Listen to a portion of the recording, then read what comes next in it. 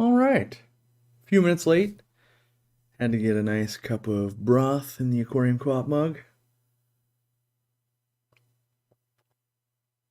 Hair's growing longer. Had the company party yesterday. Was a good time. And yeah. So if you ordered yesterday, my apologies that we didn't ship out till today. Normally we ship same day for dang near everybody. But sometimes you gotta let loose and have a little bit of fun. You might have seen the pictures of me playing Hungry Hungry Hippo, giant adult size. So, yeah. Today, is there no video? Is people actually not having video, or do they just need to refresh? I think it's a refresh. Today, I want to talk about my first product success. Because that really changed my life, my career. I think it changed the hobby a little bit too. That might be a little bit too forward thinking, but Easy Green was the first product that I ever developed that I didn't even know I was developing. I was just a hobbyist with shorter hair than this. 15 years ago at this point, maybe 17 years ago, long time ago, that needed to fertilize their aquariums and was tired of Seachem Flourish not cutting it. At one point, I remember in the store, we were getting Easy Green, or not Easy Green, we were getting Flourish for free, and we were dosing at 19x the strength because we were a Seachem dealer, a platinum dealer, and we'd get gallons and gallons of stuff for free, and I still couldn't cut it. So, we really needed to launch. Went back to my roots, like, well, why don't I just use the fertilizer I always used? It costs money because I have to buy it, not free, but hey. So that's when I reached out to a company with Easy Green, which didn't have a name yet, by the way. Just wanted to make my own fertilizer. And I said, I want all these ingredients in a fertilizer, and that's what I want. And they said, it can't be done. No one can do that. The ingredients won't do that. And I said, well, I know it will because I've done it. And it seemingly works for me. You take your chemist science and you do with what you want. But the plants in the aquariums tell me, and my fish room science tell me this works, and it shows me it works. So after some back and forth with the vendor, and I prepay in full, they will make it. So now I got it, and some of you might have the original OG bottles that have a horrible white label, and the first ones were not great in terms of the way the packaging and the messaging was and all of that. And I came up with Easy Green, and from there, it kind of was an overnight success. There was some hiccups in the very first few runs. We actually, if you left it in the sun, you'd get some mold, some because you got algae and stuff growing in there. So we got through that. We increased the intensity over the years. So it used to have like half as much potassium in it and nitrogen and stuff like that. We doubled the dosing. So in the bottles, the bigger bottles, they used to only treat 2,500 gallons. Now they treat 5,000 gallons, right? And so what that did was it showed me success. It showed me that if I had an idea and the idea worked, people would buy it, and then they would buy it again and again and again. And they would say, wow, now I can grow plants. That's amazing. And so that gave me the confidence to launch more products. Not every product worked, but most did. I put everything I got into each one because money is always tight when you're trying to develop a product. And so now we are here with over 4,000 reviews. I wonder if I can probably pull that stat. How many? Has to have been hundreds of thousands of bottles sold at this point. I wonder how many hundreds of thousands of bottles. I did a post in the Facebook group yesterday. Take a picture with your aquarium next to a bottle of Easy Green, and there was over 100 pictures. So I thought that was kind of amazing, right? Because I wonder if I did the same thing. If like, hey, post your tank next to your bottle of Seachem Flourish, maybe there'd be 20, right? So I find that super cool. Now, it hasn't been without its challenges. Through COVID, when the Easy Green bottles were hard to get a hold of because everyone was buying hand sanitizer and the pump heads were non-existent, we We had to switch, we had to switch, and we had to switch, and we had to switch.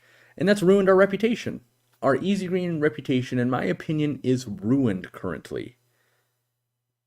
Not many people would dispute that the actual liquid in there is awesome and works really well. There's a few that would dispute that. But there's enough people that have had problems with the pump heads. And we have been chasing our tails on this. What you wouldn't know is in like the last month and a half, we've gone through like 3 different pump heads, and we still don't have perfect. So we think we've got the next one. The next one's going to do it. It's the most expensive pump head. It's on the way. It's Japanese manufactured, and supposedly it's the original one that we really liked. Supposedly, right? And I think that's going to solve the problem, because right now I fixate on the problems, and I've always done that, and I think that makes better products. So in our 6-hour meeting yesterday, where I mostly talked about Easy Green, because I obsess like that, I asked for the stat of how many pump heads have we replaced. This is a problem. I'm seeing it in the comments. And the answer was 7. This month we replaced 7. So in 19 days, we've had 7. Now, on average, we sell over 100 bottles a day of Easy Green. So 7 out of 1,900 is a crazy minuscule amount. That being said, just because 7 people have gotten new pump heads, there's another 7 people out there that said, I got an old pump head, don't worry about it. And there's another 7 people out there that go, I don't want to trouble the company, I'll just dose it myself. So, we might have 30 or 40 people, 50 people out there with broken pump heads. That's not okay with me. So I'm still chasing it down to get it perfect, because I do believe Easy Green is the best fertilizer on the market. I do believe we should have the lion's share, and I do believe most people should use it. And so I want to make sure that we take out as many pain points for you as possible.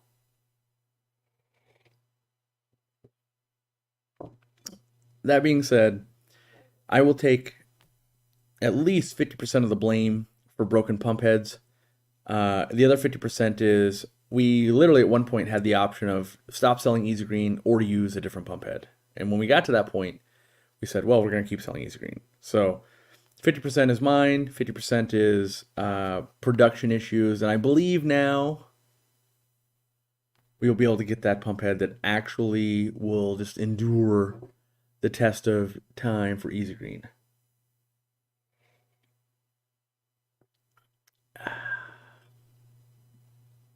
So, oddly enough, I've never been able to break one of the pumps. I've tested insane amounts. I get bags of them, and I try and break them, and I can't break them. I can't get them to stop working. So it makes it really hard to fix a problem you can't replicate. So, yeah, John D says, that's me. The pump head is broken. Send us an email. We'll send you another one. It'll cost me like $12 to send you a pump head, but we're sending everybody that needs one another pump head, because I'm willing to spend $12 to get you a pump head quickly, to believe that I will always make it right with our products, and that it's not okay, I don't think it's okay, and that when you buy another one, I will have fixed the problem. So I don't want you guys feeling like you've been left out. So if 100 people come forth today and we spend $1,200 sending out pump heads, that's money well spent to make sure you guys know that we will take care of our products. We will do that. But if you don't know what Easy Green is the all-in-one fertilizer that is super concentrated.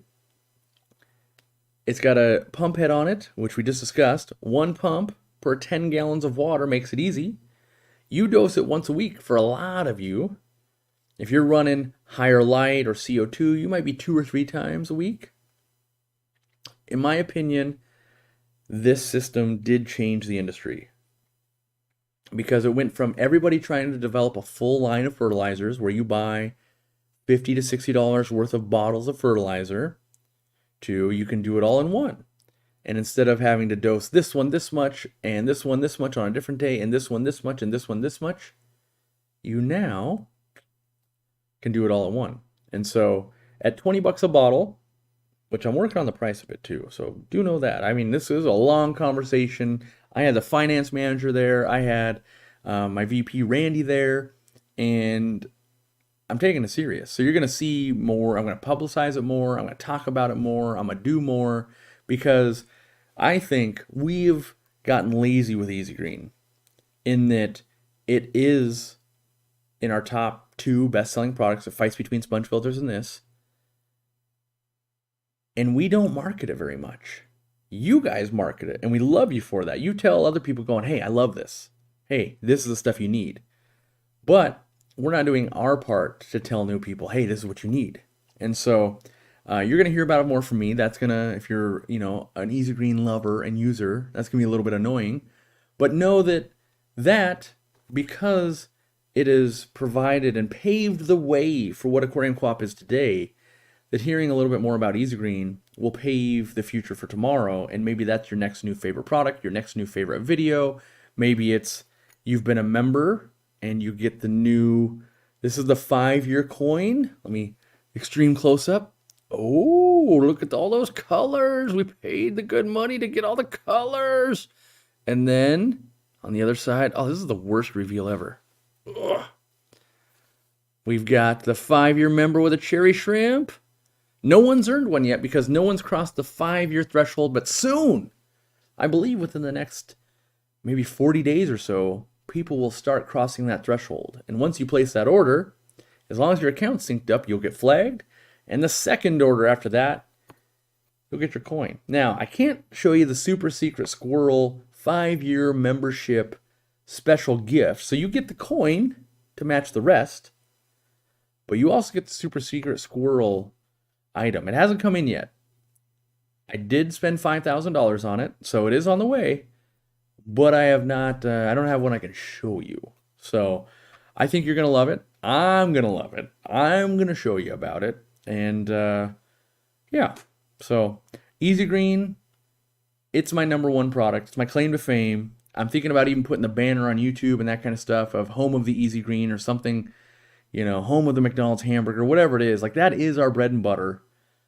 It's the live aquarium plants. It is who we are. We're green. We literally, company colors are green, Easy Aquarium LED light. Easy Green started it all. And so I want to make sure that when people find us, yeah, we've got 1,000 videos. Yeah, we have 1 billion articles. Yeah, we're here. Yeah, we're there. But they don't know Easy Green started it all. And this is the thing. We've got lots of people that have bought and love our products, and they've never tried Easy Green. And Easy Green is the best one we have. So if it's the best thing on the menu, we got to convince you and tell you, what's the chef's specialty? It's Easy Green. What does the chef recommend? Easy Green. We sell a lot of stuff, but Easy Green is what I recommend, and it's a chef specialty. I need to order some plants. Can I expect to see more on your site? All the ones I like are gone. Yes. So we did have a company party yesterday. So plants weren't checked in. So stock levels will go down a little bit. In general, any plant that's listed on our website will come back into stock. That can be up to 2 times a week. That also could sit out of stock for a few weeks if the farms are out. I will say that I ordered more anubias for more testing. So from 2 different farms, I've got a series of tests I want to run. And I hear you guys. I love anubias. I love java ferns. I love a lot of plants. I love crypts. And I don't like us that we're not selling anubias because I love that plant. But I do not like having an over 5% failure rate. And I think that's bad for the customer experience. And so I'm back to the drawing board on solving this anubias rod issue. So it might take me a few months, might take me 12 minutes. We'll see. Might take me forever.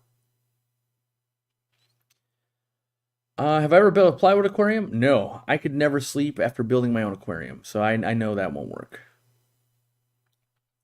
I don't dose my tanks enough. I tend to only dose Easy Green after water change. Yeah, the best thing I can, what I'm doing to get my hobby back on track, I'm using an app called Todoist, and I set it for a weekly reminder. And so I have it set Fridays, dose all of my tanks with Easy Green. If I don't do it, I get an email like Sunday going, hey, you missed doing this. And so then I'm more likely to go do it.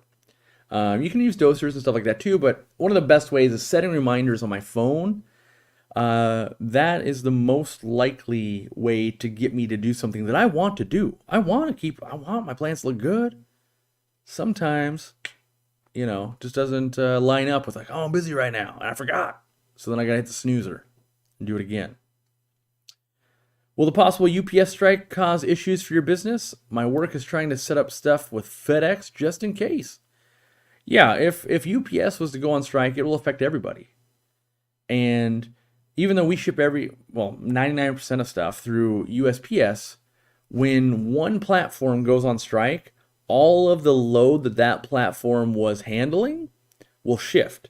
So like your business using UPS, when you take all of the load, so like Candy said, we shipped over 500 packages today. If we took all of that load and dumped it on FedEx or UPS or someone else, now times that by a million other businesses, and all of those other services will slow down because they will have surged. We're experiencing more volume than ever. So yes, I do think it'll affect us. And what will that probably do? It will probably mean there'll be more plants that get stuck somewhere. We'll replace them.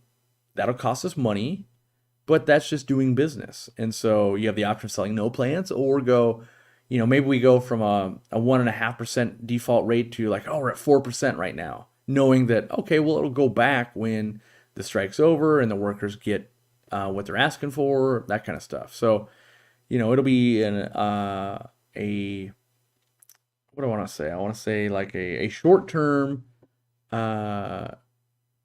disruption for us, but hopefully leads to long-term, benefit for the employees. Do I have a discount code I want to share for that order right now?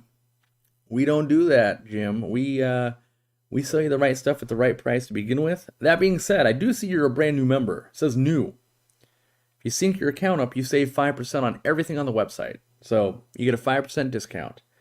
Now, we've had the option, I can play the discount game. We used to. Like 3-4 years ago, we used to play the discount game.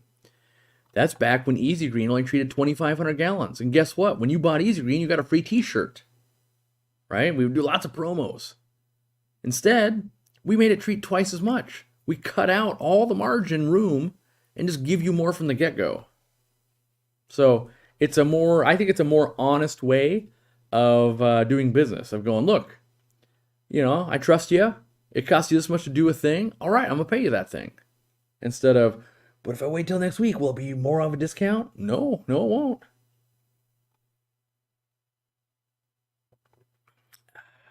Do I still have beef with the anoxic filter guys? Always and forever. I pretty much have a beef with anybody that, and myself included, anyone that refuses to see other opinions. Like, if you want to make an anoxic filter, do it. You want to do under gravel? Do it. You want 11 canister filters? Do it. You want 17 sponge filters? Do it. You want C-Chem tidal filters and you're a fool? Do it. Everyone's got different use cases. Everyone's got different needs. Everyone's got different interests. But what I don't like is when an interest group like anoxic or bettas or goldfish or cichlids or Aquariumcoop, when we only want to push one thing because we believe it's the best. AKA, didn't you just spend 30 minutes telling us Easy Green was the best? Yes. And when you go, Easy Green's not the best, I do DIY fertilizers. And I go, great, you do you. Do it. It'll be great. Let's see here. What kind of car do I drive? I have a 2018, I think, Subaru Outback and a 2019 Chrysler. It's the van. What do they call it? Pacifica. I bought the Pacifica for work because I was doing lots of trips to the airport. And the Outback, I just like all-wheel drive. Well, I bought that for work too, even though I didn't run it through the business. I bought that vehicle because when we had snowstorms, we didn't have any way. We need an all-terrain vehicle to be able to get to the airport so the plants don't freeze to death and I lose $10,000. So we had older vehicles that were over 200,000 miles, and it was like, all right, it's time. We're getting unsafe a little bit, and we're constantly putting money into them, and we desperately need a four-wheel or all-wheel drive vehicle. And so that was the first new car I'd ever bought in my life. Actually, it was in 2018. Was the Subaru Outback for mostly for work, and because all I do is work. But I even put a winch on it so that when we get stuck in the snow, we can pull out. Do I need to remove any kind of media before I use an Easy Green? Yeah, you want to remove carbon. If you got Purigen or ChemiPure, those are okay. But carbon will absorb pretty much everything, and so you don't want to absorb the thing you're putting in. I've watched hundreds of co-op videos, and I've never heard of floating plants. Wait, never heard floating plants hate humidity, aka a lid. Is this true? Yeah. I don't think I've ever said it the way you're saying it there, but I know I have said it in videos and in live streams. Like, people often ask, why don't you sell salvinia, water lettuce, duckweed? And I explain it because they don't like to get wet. The top parts of all those leaves, when they get wet, they die. And so if you have a lot of splashing going on in your aquarium and a glass top, and the humidity and water droplets are falling onto it, that'll actually be detrimental to your floating plants. Same with Redroot Floater as well, an Amazon Frogbit. And so I would say that yes, water droplets and humidity could play a part in that. Lots of flow can do that too, so you don't necessarily want that. But I wouldn't say humidity in general is just bad, because I've been to some very humid climates. Like go to Florida after a rainstorm, and you'll see water hyacinth and water lettuce and all that stuff just booming and thriving. But it's the constant, I think, from a glass top, super humid. And so I think you can do a little bit like, oh, if I have my flap open for the auto feeder or the back strip open, that allows a lot of air movement and not so much of the problem there. I ordered the 500 milliliter bottle. Your hype sold me. I've been watching your videos for the last couple years. Thanks for all the help. See, that's exactly, Jim, you're exactly, I think, what my problem is. You've been watching us for a couple years, which is amazing. And I've done a terrible job at explaining how good Easy Green is, because you probably should have jumped on that hype train long ago if I had been doing my job better and being a better salesman. That being said, I do want to back it up. If anybody buys Easy Green and you don't like it, use it for a month. If you don't like it, email us. We'll give you your money back. I won't even make you send it back. If you want to be the guy that orders Easy Green, or girl, or whoever, if you want to order Easy Green from us and use it all up and then get your money back, that's fine. But we won't send you more. Like, we won't let you order it again. Like, that's just not being fair. But I believe that after you use it, you will love it and you will want to buy more. And so it will be a non-issue. But if you use it for a month and you're like, you know what, I don't like it, we'll give your money back. We end up giving our money back to a couple of people a month. Usually, they just don't know what they're doing. Like, my water turned green. I had one anubias, and I've been dosing this thing by the gallon. And it's like, okay, well, you're just clearly out of whack. But I would rather take the loss on those people, and really make sure that anybody else who is going to have success, the 99% of people, feel like there's nothing I can lose here. If I don't like it, they'll give me my money back. If the pump head breaks, they'll give me another one, even at a loss. Like, I know Easy Green is going to do you right. So, let's see here. I must admit I stopped fertilizing plants a few years ago, but I also kind of only grow Java fern. Yeah. So I want to cover that. You don't always have to fertilize plants. That might sound a little crazy, but when your tank is in balance, so enough nutrients are coming in to the nutrients being taken out, you're in balance. Java fern's a fairly slow grower. If you feed a lot of flake foods with phosphates and potassiums in it, you'll get really robust growing Java fern. And maybe your water's got a little bit of iron coming in with it, maybe a little bit of nitrate. Yeah. Think of something like a fertilizer is like a multivitamin. In a perfect world, you would get everything you need from your diet and you would never need to take a vitamin. And then in the unperfect world, where you eat tacos 7 times a week, maybe you gotta hit a little bit of vitamin C in there. You're not doing enough fish tacos, there's not enough slaw in there, there's not enough lime juice. You need that little bit of multivitamin. And that's really what, Easy Green is. It's to make up where there could be a deficiency. And just like multivitamins, if there's too much, you're going to pee it out, flush it out, do a water change, right? But we've set it up so we advise you use the minimal amount, even though I should be telling you, dose it 30 times a day and burn through it every 4 days so you give us more money. I'm saying use it sparingly and watch for the changes. And as your plants get bigger, you might have to dose more. As you trim them back, you might have to dose less. As your fish get bigger, you might have to dose less. As you feed more food, as you change the type of food, as you move to a new house with a different water structure, all of those will have an impact. And, so you don't always need to be full dosing. Sometimes half dose. Sometimes you need 2x the dose. It'll depend on what's going on. Maybe you get a new light. It's stronger. Stuff's growing faster. Maybe you're leaving the light on longer. All of those are going to play a part. And just like if you were, if you're going to have a baby, maybe you're taking prenatal vitamins. If you're really trying to get ready for, like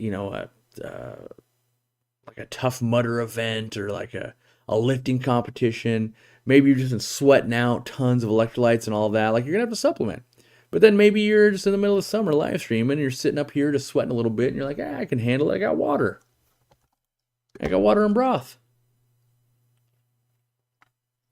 You might not eat these green. That being said, I do believe like 90% of people with plants do need to be fertilizing. So pick one that you like. I really like this one. That's why I developed it. A lot of other people like it too. Read the reviews and chances are you'll like it too. Even the best products in the world, not everybody likes them. So, if I do the best job in the world, I can probably only make like 70% of people happy. Retail partner sells tube effects worms for $9.99. Sorry. I was curious on your thoughts on this. I get $1 or $2 add-on, but a 40% price increase. Let's see. Are you talking about our freeze-dried tube effects worms? Yeah, so the retail store is never going to want to hear this, but here's what I would tell you to tell them. I would say, I'm going to buy these online. They are cheaper to buy online than in your store. And if they, get uppity about that, then you go, okay, well, I just won't buy them from you. Everybody has the ability to sell our products for more than we do. No one can sell them for less. I recommend everybody sell them for the same price so that you don't run into that situation. But it's up to them. Maybe they have a unique challenge that I don't know about. Maybe they're in a mall, for instance. Malls take anywhere from 5 to 20% of every sale. There could be some extraneous circumstances. The best thing you can do is open up dialogue with your local store and try to understand it. Maybe things are tight. Maybe they just want to buy a new boat. Maybe they're in a mall. Maybe they got other stuff going on. Also, maybe it's just a price mistake. You should also, sometimes that happens like, oh, I thought they were $9.99. Like, no, right here on the website, they're this much. So yeah, that's what I would do. Should you keep your auto feeder plugged in all the time? How long is the cord? I don't know if we've elongated the cord yet. I think the cord's like this long. And I've been keeping mine plugged in all the time just to run the experiment. People are like, what happens to the battery if you leave it plugged in all the time? Well, I'm like 4 or 5 months into that, and so far everything's working good. But I really need like 2 years, 3 years worth of experience to go like, yeah, it's still great. So, know that it's working for me now, but if it all goes to crap in 6 months, I own 5,000 of them. So let me do the experiment. If you're willing to take a $25 chance just like I am, do it. In my mind, they'll work forever because you'll just keep plugged in.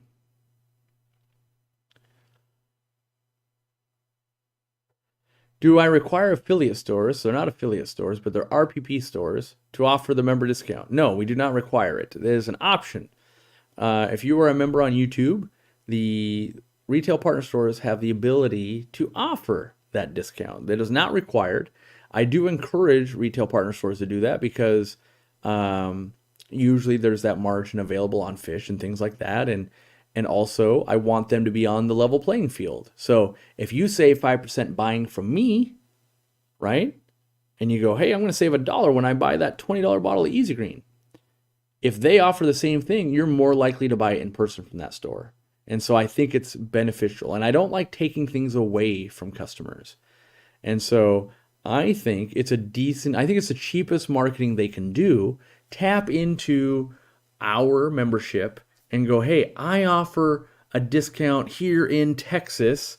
You can come in and buy an aquarium, the fish, the plants, the Aquariumcoop products, and you can save that 5%.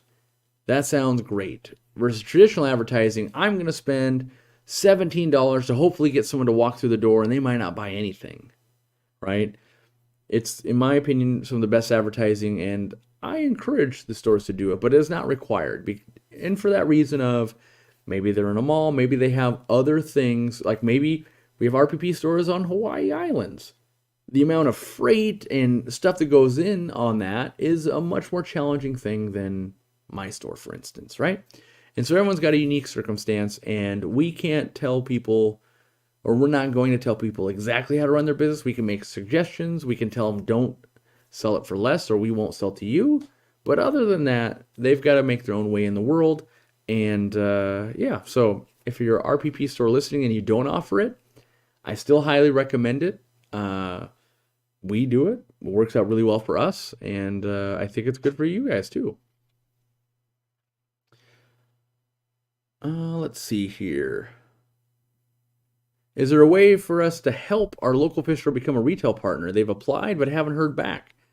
Honestly, that's probably on us. Post China, we've been working on some stuff, and I know there's about 20, as I heard in a meeting yesterday, there's about 20 RPP applicants. And it's on our agenda to start processing them through, and Randy was even telling me, yeah, one looks like a shoe, and this store looked amazing. So hopefully that's your store. And yeah, we're going to start processing them. One thing is we don't want to overpromise and underdeliver. And so we've been hiring people, we've been training people, we've been doing all of these things, changing processes to make stuff better, making sure we have enough stock in and all that. And all of that has to happen with the RPP program. Now, that being said, one thing to jot down on my list is, you know what? We should probably have a process in place that after 7 days kind of emails out and goes, hey, we still haven't reviewed your application yet, but don't worry, we're on it. Like we're going to get to it, so that they're less in the dark. And that's just not, we haven't built that part of the program out yet. And honestly, when I started this, I never thought we would hit 100 stores, let alone 110 stores, let alone have 20 people, 20 stores that want to sell our stuff that we've got to vet. And it'd be real easy to like, let me click a button, bink, and we gain 20 stores and we're at 130 stores now. But that's not doing what we want to do. We want to vet the stores. We want to read the reviews. We want to look into them. We want to make sure we're one-on-one, explain what the program is, let them set them up for success and all that. And all that stuff takes time. And so we don't want to it's real easy just to take the money. It's much harder to deliver the value. And so that is a part we've fallen down on, is I never expected us to have a queue of stores that want to sell our stuff. Great problem to have, but on the agenda to be fixing for sure. Of like, yep, let's make sure we're letting them know, like, yep, we'll get you. We're a little bit jammed up right now, and if we brought on 20 stores in a week, that's 20 more wholesale orders, and there'd be a run on product and all of that. And we'd be overworking our employees and all of that stuff, and so we like to trickle them in and do our due diligence the best we can. Does Easy Green need to be stored at a certain temperature? Mine keeps somehow leaking and the bottle keeps getting stuck on the inside of the stand. Nope, shouldn't be any specific temperature. My guess, and I don't know what's going on for you. Either have a micro crack somehow, maybe it got dropped, or when you pump out the Easy Green, or not Easy Green, the iron, there's a little bit left in that nozzle. Over time, that could drip out, I guess. So one thing you could do is like dip it in the aquarium to get the residual out and see if that makes a difference for you. Can I use CO2 with a sponge filter effectively? Yes, you can. I've got videos on it on the website, and most people tell you it's not as efficient. And I would say true. In a vacuum, it's not as efficient, but the reality is it makes no difference in your real life. So Has Sierra Fish and Pets ever applied to be a partner store? I don't believe so. I don't know because I don't handle the RPP, so I don't have a say in whether your store will get it. But I feel like someone would have said like, "Oh, one of the local stores applied." I get the vibe, and I don't know this because I haven't talked to a lot of the owners in a few years because I don't go to their stores anymore. Just because I don't know, I'm lazy, I guess, and they're far away. We went over that last week. How Sierra Fish and Pets is probably, I don't know. If I left right now at 4:30, they're 2.5 hours away because of traffic. Um, but I get the vibe that they all just want to do their own thing. So yeah, but if they apply, to be fair, I haven't been in their store in years, so they would go through the same application process and all of that. We'd look at reviews and we'd probably do an in-store visit because they're so close. But they'd be approved or not, and it wouldn't be me. That's one of my important things is not having me be the yes or no person, so that when I see them in person at a show or something like that, why didn't you approve me? And it's like, it wasn't me. Because then people sit there and plead with me to maybe get in or change something. It's like, that's not my realm. So I can pass your thing along, but part of being the CEO of a company, you need to make sure you build some space in different places that you need to have space. Let's see here. Does multiple sponge filters impact CO2? Nope. I mean, yes. It depends on how nerdy you want to get. I could have 400 sponge filters turned down really low and it would have minimal impact. I could have one sponge filter turned up too high, which you shouldn't, and it would have moderate impact. And when you're going, what's moderate impact? What's this? The difference between refilling my bottle every 14 months, maybe I refill it every 12 months. So the difference would be about $2 a year in difference. So our water was off for a day, and now it's cloudy, smelly, and slimy. How long would you wait to use it after for a water change?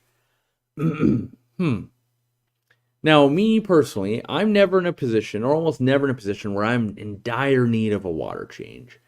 Most of my tanks, the way I set them up, they could usually go half a year or more without getting a water change. So for me, if I was in that situation, I would probably just wait 2 or 3 weeks. I don't run heavy stocking loads. I do run plants. If I was in that dire need situation, I would probably boil the water, let it cool for a day, and then the next day change some of that water. Also, I would test it for chlorine if you have a test kit, but otherwise, water in general is fairly safe if you can test for the chlorine or chloramine. On average.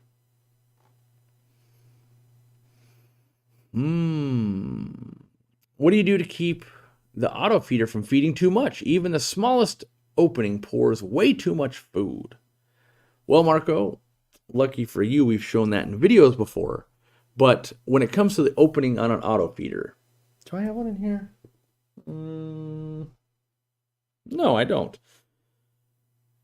The smallest opening only pours a ton of food if the food is really small. So if you had bigger pellets, it wouldn't let that much out. Conversely, you could take the smallest opening, and what I do, I take a piece of Scotch tape and I make it so the opening is like 1/4 as wide. And then when it goes around, it lets out not very much food. And then as all my baby fish or my fish are getting bigger or I need to feed more, one day I lift the piece of tape off, I move it 1/8 of an inch, and I put it back on. Now it might be half open. But it's going to come down to the size of food and the size of opening. If the lowest click is too big, either increase the size of the food or decrease the size of the opening. A little piece of Scotch tape or blue tape, any tape that's easy to work with will work for you. Let's see here. Oh, my chat's not scrolling. That's why I was like, I've read this already. Do plecos need a cave that only have one entrance? From all the ones I've read, they seem to prefer that. They like to close off the entrance with their fins when they breed. But, you'll see plecos just hang out under wood and that kind of stuff too. So it depends on what you're trying to accomplish. But in general, I would say it's a good practice to have only one opening in the cave.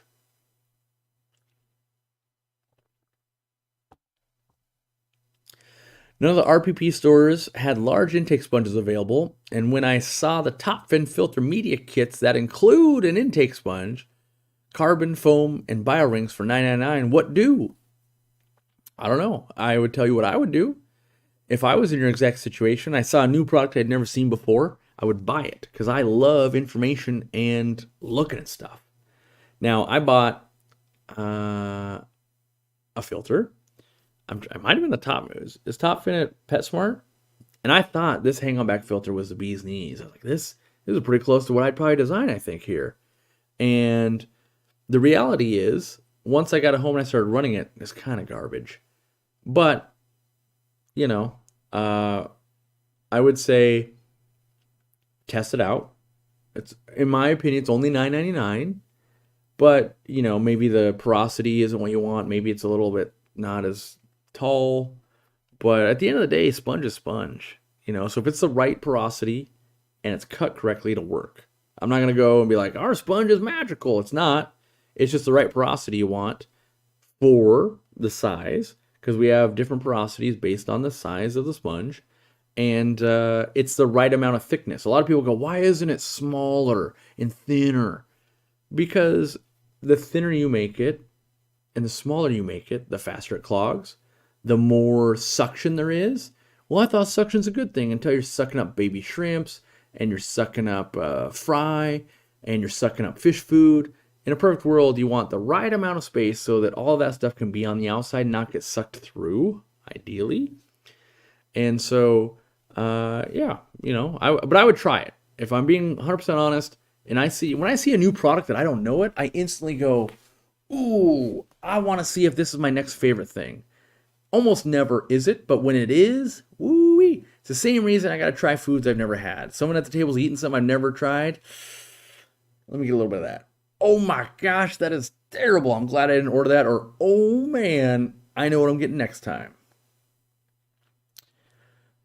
Could you please explain how to soak other food in bloodworms so the fish will eat the other food? My pea puffers only like bloodworms. Take yourself like an Aquariumcoop mug, because it's got the secret sneezings. It's just a mug. Put a cube of bloodworms in there. Then get yourself, the easiest one I've found for bloodworms in particular is Vibrobites by Hikari. Dump 5 of those bad boys in there. Let that soak for 10-15 minutes, right? Then I would remove like half of the bloodworms. I don't know how many pea puffers you got, but let's assume you don't have enough to have a whole cube of bloodworms plus Vibrobites. And I would take like half the bloodworms out, put them in the fridge for tomorrow, and I would take the rest and I would dip this mug in there so that all the Vibrobites came out and the bloodworms came out. And then what I would do is I would proceed to watch my pea puffers eat every bloodworm and ignore the Vibrobites. And then tomorrow I will do the same thing, except I'll do like a little bit less than a half the cube and some Vibrobites. And now they're going, well, I'm starting to get a little hungry. And they still only eat the bloodworms. And the snails are, well, you got pea puffers, so maybe it won't be snails, but something else in the tank might be eating it for you. And then day 3, you go, okay, I'm doing a quarter of a cube. And you put it in with the bloodworms and the Vibrobites that have been soaked. And they go, but now I'm really hungry. And then they take a bite and they go, well, that kind of tastes okay.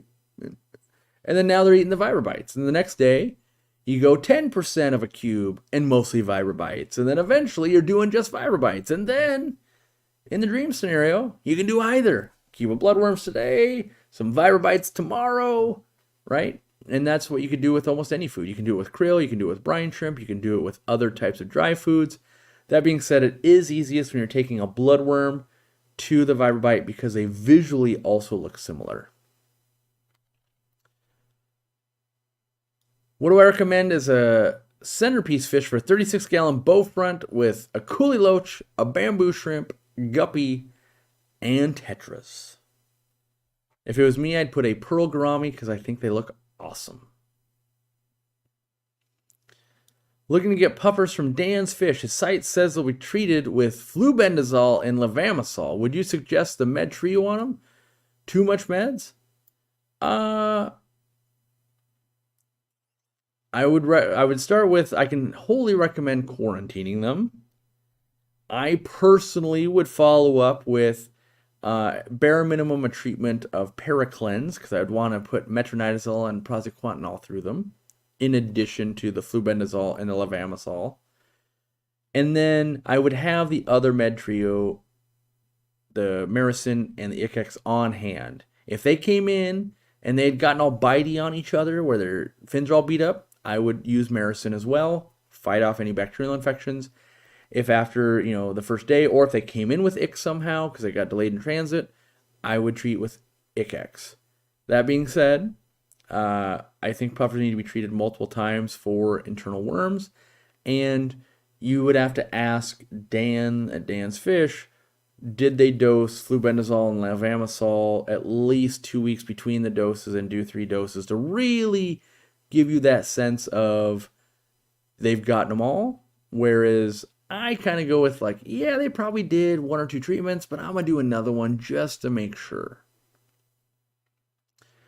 Do I like ropefish? I do like ropefish. They seem to not be much information on them. Why do you think so? It's because they're this weird, reptile-y fish type of weirdo thing. I don't know. I don't know why they're not more documented. You can find stuff on them, but they're not. It's not like you're just looking up neon tetras. And I struggle with them sometimes. We'll get them in. When I'm going great for 6 months in the store, selling them. They come in healthy. It's great. Love them. And then shipment after shipment, these things are just dying. They're got skin issues, and this is going on. So it's a love-hate relationship. Super cool fish, but it's like glass cats for me. It's super cool, but man, are they a pain in the butt sometimes. Any idea what causes the water to get brown cloudy after water change for about a week? My guess would be tannins, but I don't know. Could be an additive you're using too. I hate hearing about all these good meds being a Canadian where it's illegal. I think on average a Canadian aquarist is probably a little bit better at husbandry than we are, because once a fish gets sick, you have very few tools to help you get out of it. You got salt, you got water changes, but in America we can we've got meds to clean up the other end, basically. Would you put a ropefish in a 75-gallon with angelfish? Sure. Is it true that a weekly water change can cause female shrimp to drop their eggs? Yes, but that's not the story. It's kind of like you could put it a different question. Is it true that eating a McDonald's hamburger once could kill you? And the answer is yes, you could choke to death and die. But then it's but the odds of that are so low that you wouldn't ever actually say that. And so with the shrimp, same thing. Can a water change kill shrimp? Yes. But usually it's stress. So too much of a water change could be water temperature difference, could be oxygen goes too low, could be injecting too much CO2. There's all, too much bright light, could be fish in there. It's also harassing them. And all of that combined with that weekly water change could lead to, I'm having shrimp drop their eggs. It's kind of like, most species of animals and everything, if they get wicked stressed, there can be miscarriages and things like that going on. And so we should, as hobbyists, we try to do our best to cultivate an environment that is less stressful. And so I personally, I've had lots of shrimp breeding for profit operations. One would, crystal shrimps, they got water changed once a year.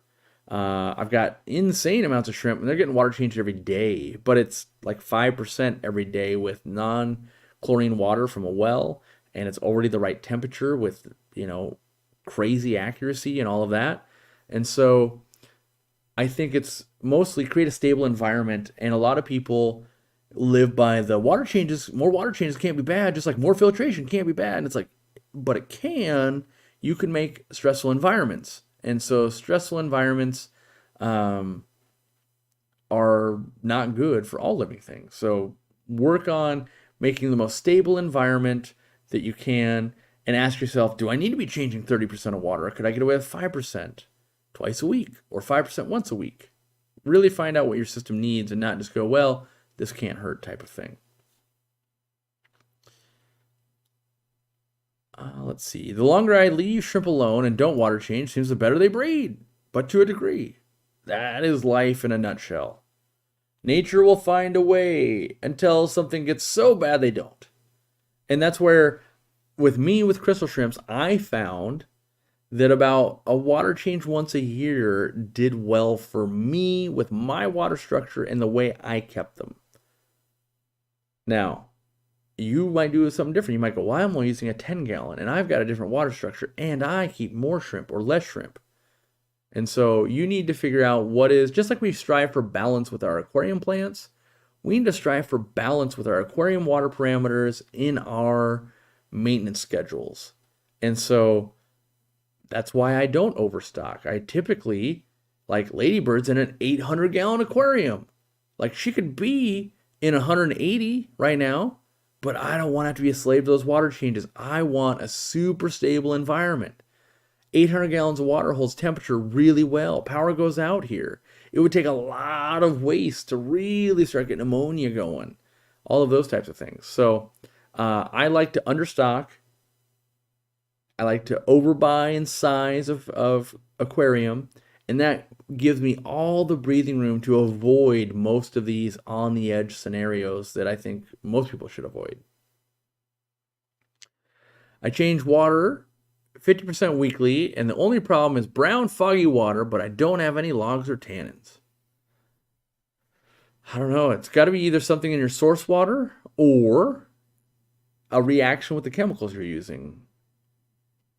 My first question is always, is it a problem? Because a lot of people go, yeah, it's brown. They're like, yeah, but is it doing anything wrong? Oh, okay, that's something to think about. If no, they're like, well, maybe just change less water. What if you only change 10% once a week? Thinned out some of the stock you keep. Or what if you store the water ahead of time? Or what if it's like, oh, it's my dechlorinator, or oh, it's my XYZ additive. You got to start playing a little bit of detective work. But I, for the most part, try to back off and go, this thing seems wrong, but is it not okay? Most time things are okay. I just don't like it. Why do anubias grow so slow? Oh, I don't know. They just kind of do. It's kind of like when you want a tree to grow 30 feet in a year. It's just not going to do it. They just only grow so fast. You can inject CO2. You can get them all the easy green in the world. And you might be like, hey, they're growing twice as fast. So instead of 3 inches this year, they're going to grow 6. But that's still pretty slow. Whereas like a stem plant, you might get 6 inches in a day if you got it cranked. Let's see.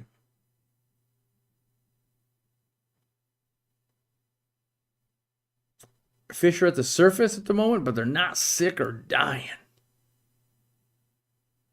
I see. Are they doing what's called piping? Are they breathing at the surface? Or are they just hanging out up there? Do I know if Greg Sage still has huge sailfin mollies? I don't know. I was just on his website the other day. I've been looking for live bearers to introduce to the fish room. And I ordered some. I did win. I don't know. I think I was just talking with Dean and stuff, but I won an auction for some Zenataka Doroderi, which is a goodiad. And they were supposed to show up today. So even you guys, I got the same problems.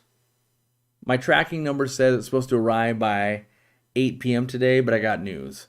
My mailman already came and left. So probably my fish are in the mail another day. All right. Let's hope for the best. Hardy fish. We'll give nature away. It'll hopefully work.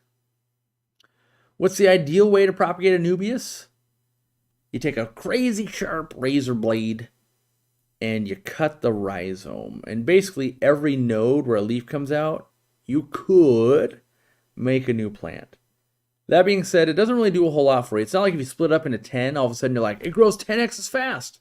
It doesn't really. It just kind of grows like a slight bit more. Usually I only cut anubias if I really like, oh, you're getting too long. I need to put you on this rock. And I need to put you on that rock. What time do I usually stream? 7 p.m. Eastern, Wednesdays. So basically this time, every week. Some anubias grow 1 to 2 leaves weekly for me with CO2 and all the gadgets. Yeah, I could see that. Growing leaves is a little bit easier than like putting rhizome mass on, if you will. All my crypts are melting after growing for about 6 months. I'm using your root tabs, light and liquid fertilizer, and normal gravel. Nothing has changed, and my water parameters are the same. You're wrong. Every day things are changing. I guarantee your tank is a different temperature than it was 7 months ago. I guarantee your water parameters are different than they were 7 months ago. I guarantee a lot of things. Now you're going to go, nuh-uh. I use a thermometer. It says the same. Could be half a degree, quarter degree, 1/10 of a degree different. Nuh-uh. I test my water. It's only accurate to a point. There could be things in your water you're not testing for. There's a million things that could be the culprit. Usually, you will find that it is something going on in your environment, you've made a change, or the environment has changed, and that's what caused it. Like a big one. We experienced this in the warehouse. Last year was much hotter than this year. The minute basically the water temp in the warehouse goes above 83 to 84, 5,000 crypts just melt down and die in the next couple hours. So we have to do crazy amounts of work to make sure that water never does that. And you might have that where you're like, no, I tested the water today. It was at 78. Okay, but maybe on Saturday when you weren't in there, it actually peaked a little bit and it caused some stress. But, oh, it never got 82, never got 83. Sure, maybe it only got to 80, but that on top of this stress factor and that stress factor caused the crypts to go, we're melting.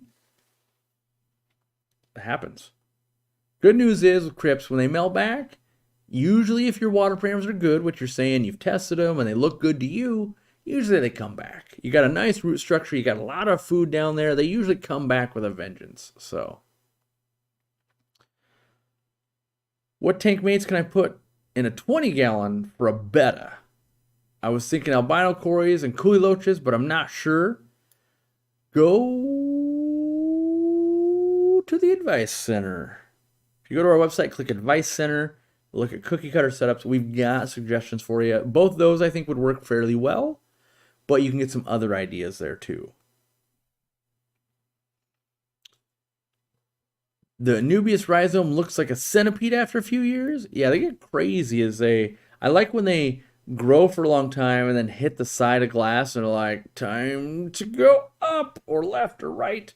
And that's usually, so if you don't know, when you buy an Amazon, or not, an anubias from us, which we don't have any for sale right now, I know this, you're going to have one end that's cut and one that's the new growth. You always want to point that not at the wall, usually. You're like, oh, yeah, we'll point it going this way. It'll cover the whole back of your tank, something like that. You remind me of Andy from The Office. I get that a lot, actually, or I have gotten that a lot previous. Usually I discuss her as saying big tuna a lot. I've got several lush crypt jungle garden aquariums. That already sounds awesome, Lumpy Dog. The crypts will typically go through a minor dieback every 6 months to 2 years. They grow back well with established root systems. Yeah, there's a lot of mystery behind crypt melt. No one's really identified it other than a stress factor. Usually it's a pH change, could be a temperature change, could be a lack of food. There's things that will cause it, but it's still not like clockwork. Like a Pontigetans, for instance, about every 9 months will die back. And that's because in the wild where they're from, it dries out. So it's like genetically or evolution-wise, it's ready to just die back because, all the water's going to dry up. And then I sit there dormant for 3 months and then I go, it's back on. So it'll do that in your tank too. The only way you can really stop that, for Pontichetans is when they send up the flowers, you cut them. You keep cutting the flowers because once they release, the flower and their stamens out and everything, then they go, okay, I've done my job. I've pollinated. Time to die back. So if you can prolong that by not letting them do that stage, really. For the LA45C air pump, would roughly 24 outlets be enough, or would I need to bleed off some air? I think you'd be okay. I probably wouldn't bleed any off. Worst case scenario, if you were worried, which I wouldn't really be worried, I'd run one extra line all the way open on an air stone in like a little towel to make it as quiet as possible. I don't think you'll really need to do that though. So yeah, I think you're good at 24. It's when you're like under 20, you're at less than half the capacity. Like, yeah. And it's always hard. Like, I might do that and I'd instantly be like, ooh, I can hear the back pressure. We got to do something about that. But when I'm recommending it to somebody else, you might not know that sound. And so it's like, well, I got to play it more conservative. So when in doubt, bleed some off. Can't really hurt you to bleed some off. Can I feed my pea puffers only once a day? Sure you can. Why do discus require more regular water changes? What is it that they can't handle in the water? Usually, it's the hobbyists can't tolerate the hate from other hobbyists. The reality is, when you go catch discus in the wild next to a bunch of other fish like that you would keep, they don't magically just have to have more water changes because they're a discus. It's our human-imposed hobby around the discus. And so if we're trying to get them the biggest growth and feeding them tons of beef heart and keeping them super hot and we're doing all these things, that's just the culture around it. In my opinion, I really love wild-caught discus because they're not finicky at all.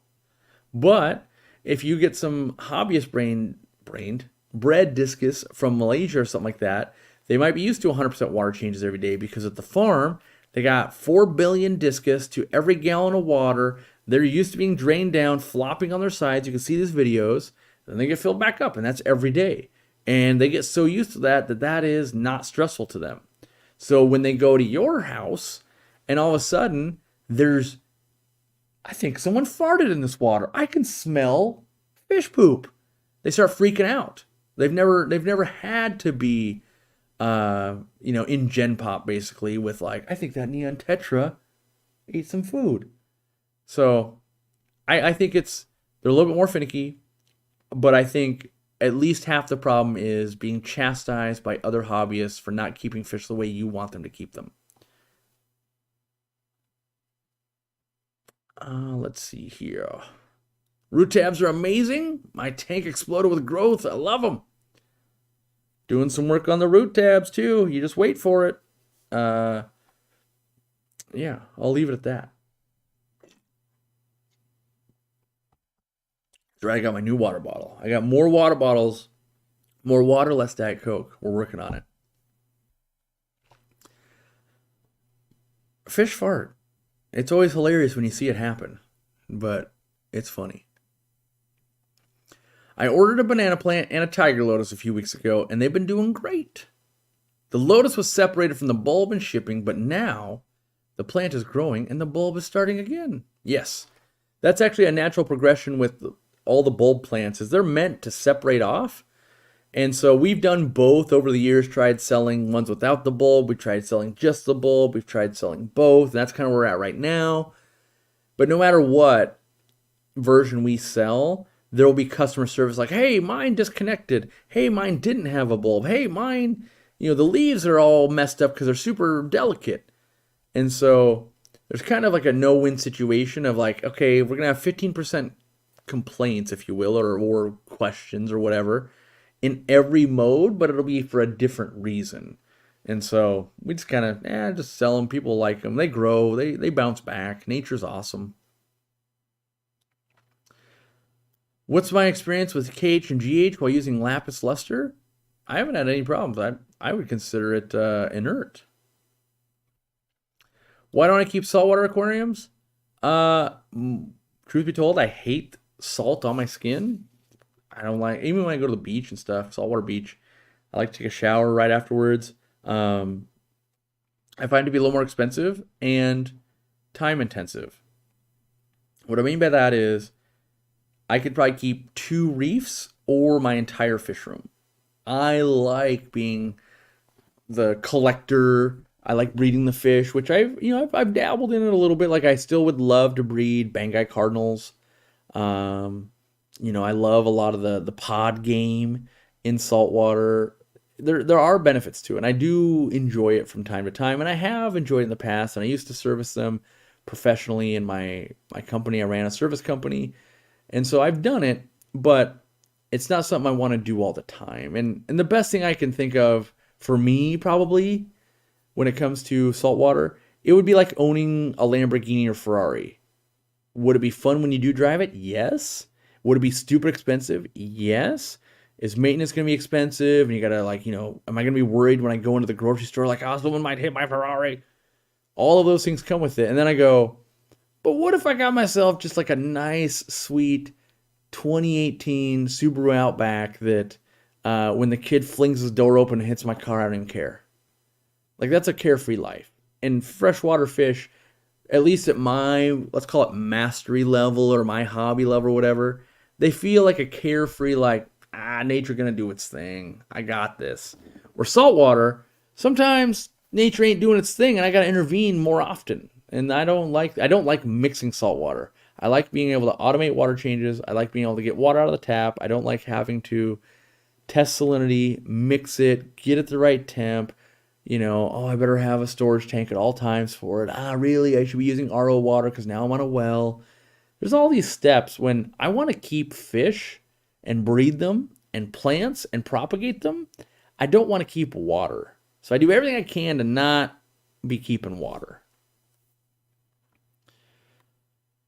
Is it normal that my angelfish will eat their own eggs? Yes, it is. When they get spooked, they eat the eggs to get the protein back so they can lay somewhere else. In the wild, imagine you lay these eggs and, oh my gosh, there's a predator. You eat up all those eggs, you swim downstream, you spawn again, and hopefully there's no predator. Well, in your aquarium, likely the same predator is going to show up. Maybe you're the predator. Maybe it's another fish.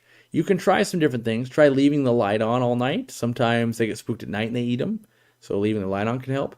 Otherwise, you could build like a cage and put it around the eggs. A lot of discus and angelfish breeders will do that with their more, real likely that pair is real likely to eat the eggs. And so you can build that cage and they'll still kind of do some parental care for them once they hatch out. But usually it's that they get scared predator thing. I have an extraordinarily difficult time raising my cage in my tank. I've had some crushed coral with my substrate, but the best I've ever seen is 40 ppm. Any advice? My advice would be, have you ever needed more than 40 ppm? I haven't. In fact, I've never needed more than 20. In fact, I've never needed more than 1. As long as you never run out of 1. Think of KH as something else. Instead of a magical number, think of it as sandwiches.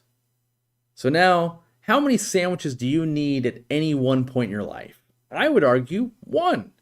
If I have a sandwich right now and I'm eating it, I'm happy. And when I finish the last bite, whoop, a new one was there, but I'm full. I'm like, oh, I'll have that one later. You only ever need 1. So what if you then told me, I've only got 40 sandwiches in the fridge? I'd be like, great. That's a lot of sandwiches. You only need like 3 a day, maybe 6 if you're, double fisting these sandwiches. And that's the KH. The KH is that buffer. So you got 40 parts per million, but the reality is like your tank might use 1 a day. So it's kind of like saying, well, I got 40 days worth of sandwiches in the fridge. I don't see that as a problem. I'm not trying to get to 200 days of sandwiches. I'm going, honestly, like that's more than enough. And so I wouldn't worry about that. If you got 40 ppm, great. You tell me you're running out, let's worry about that. Let's address that. I would probably tell you stop changing so much water, unless your tap water had a ton of KH in it. My tap water, before I moved here, did not.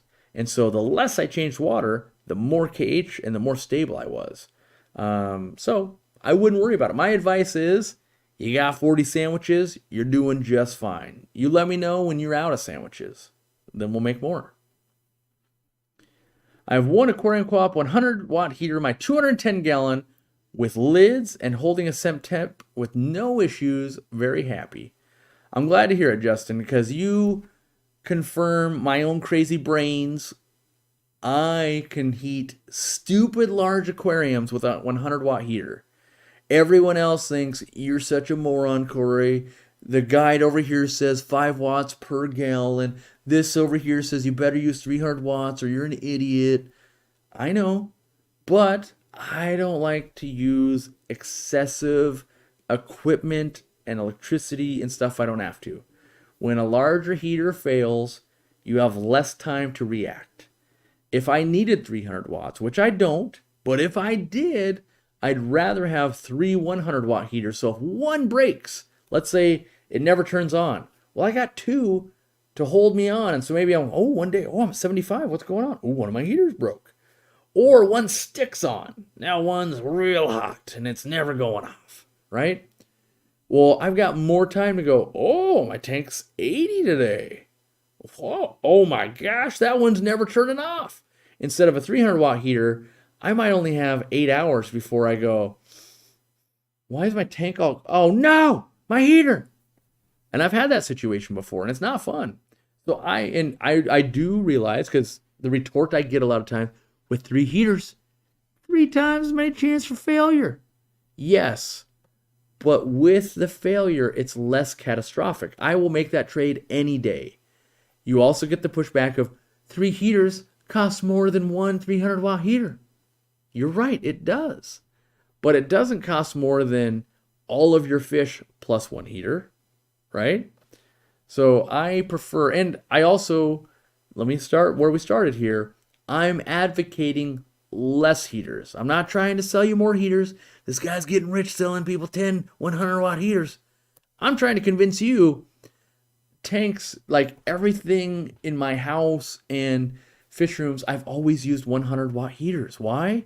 Because it's been more than enough. When you add in other equipment, maybe you got a wave maker, maybe you have a cancer filter, maybe you have a hang-on back, maybe you have an air pump mounted at the ceiling pumping a little bit warmer air. But Corey, air doesn't transfer to water at the same rate. Yes, but if you have a nice top-fitting lid and you pump that air in at a slow rate and it's warmer and you create this warm barrier, some of that temperature will diffuse in. It's not game-changing, but all those factors together lead you to getting a 210-gallon aquarium that is heated just fine by 100 watts. Now, the opposite side of that.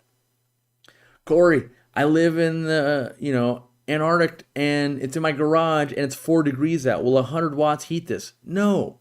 We're talking about normal household setups with a tight-fitting lid and some other equipment. Even the light puts heat into that water, and all of that together. So often, I watch people have every gadget on their aquarium and a big old heater, and you watch that thing click on. It's on for like a minute. It takes a temperature again, like, oh crap, too hot, turn off. You'd much rather have kick on, heat for 5-10 minutes, kick off. Or you heat it up in the morning. Oh, light came on, this came on, this came on. That thing never turns on the rest of the day till the middle of the night again. That's what I'm aiming for. This thing barely has to do any work. Do more on flattering imitations of my detractors. Oh, I do the same thing for myself. Don't worry. I'm the biggest idiot there's ever been. I'm self-deprecating. I've made more mistakes than anybody. I'll make more mistakes than you will tomorrow, and I'll be open about it. That's the only thing I can really say, though, is like, I'm going to be an idiot, and I'm going to tell you, and I'm going to show you how much of an idiot I am over and over and over again. And my hope is, by you seeing me do stuff so poorly and wrong and all that all the time, that when I do stuff right, you're like, this ain't some trick. The guy just eventually learned to do it. Like, I'm not crazy gifted in aquariums or any of this stuff. I just dedicate my life to it. And a lot of people say they do that kind of stuff. I have a problem in that I become so obsessive compulsive about things that it is bad for me in life. If I kept dart frogs, Aquariumcoop would crash tomorrow because I would own every stupid dart frog. I'd be going, you know what? I'm developing a misting system. You know what? And so that's why, even though I would love to have a parrot, I would love to have some rad frogs, I would love to have these reptiles, I have to stay laser focused or this business will come crashing down.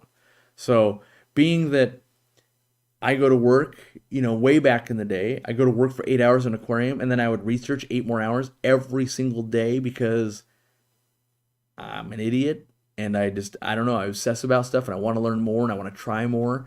And then eventually it was like, I don't believe anything I read because you can read everything. Like John did a great, well, I don't know if it was great. I didn't watch it all. So John of KD Tropicals and Lisa, which I feel bad for saying John first. I knew John of KD Tropicals first. I've known Lisa a long time. She gets as much credit, if not more than John for that channel. But I led with John, and I feel like that was disrespectful. So let me say, Lisa and John's channel of KD Tropicals, they did a thing on when researching the research about the research of the research, how do you know what's right? And I learned that many, many, many years ago, there is no right. There's 4 billion different sets of parameters going on that people don't know. People just assume, I bred this fish with this tank in this thing in Alabama, and therefore you in Africa in a pond without the access to all the stuff I had should have the same experience, and you don't. And so I started questioning everything. So much so, I spent like $1,000 today in anubias because I said, we're having a anubias rot issue and I can't find the answer. And after 3 weeks of just dwelling on it, laying in bed going, how am I going to solve this? I look like an idiot.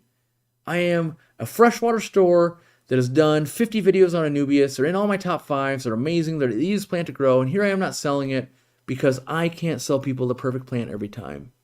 Or at least 99% of the time. And so I had to marinate with it. And eventually I go, I'm assuming this is anubias rot and that's the problem. What if it's not anubias rot that's the problem? What if it's not coming from the farm? What if somehow we're causing it? So I ordered like $1,000 worth of different anubiases, and they're coming to my house for me to test and kill and break and do all of that. So that when we bring it back, 99% chance you're getting the best anubias, right? And last week I ordered anubias from a couple of our competitors. They came in terrible. Literally, someone was in my fish room like, what happened over here? I'm like, yeah, that was from our competitor. And they're like, really?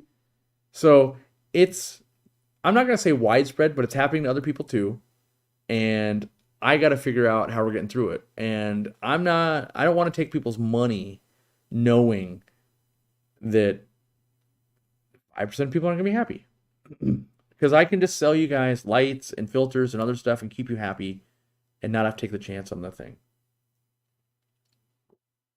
So I'm going to spend way too much time going down a rabbit hole about anubias so that you won't have to. That's been my whole career. Let me do this stupid stuff so you can go live a real life and you don't have to go, I'm all strung out on anubias right now.